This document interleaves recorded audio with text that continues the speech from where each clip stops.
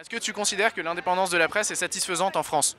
Euh, oui, oui, sans doute. Enfin, je pense, à part le Figaro, il n'y a pas de souci, quoi. Non, non, moi je dirais que non. Clairement pas, enfin, moi je sais que je suis à moitié allemande et en Allemagne on parle vachement plus des débats, enfin il y a beaucoup plus de débats, on cache beaucoup moins les sujets d'actualité. Enfin, en France tout est un peu tabou et c'est vachement contrôlé, enfin, il n'y a que l'information qu'on veut faire passer qui passe en gros. Oui. Non. Absolument pas, enfin si, il n'y a que le Canard enchaîné en fait qui est indépendant, mais il est indépendant aussi bien des politiques que du financement économique, donc c'est le seul vraiment indépendant. Tous les autres sont forcément et c'est pas forcément un problème. Je veux dire, la presse d'opinion, ça a aussi un sens. Il n'y a pas une pression exceptionnelle du gouvernement dessus. Je pense que les journaux en général donnent leur opinion de manière assez libre, même si chacun est assez engagé. Bah moi je pense que c'est bien.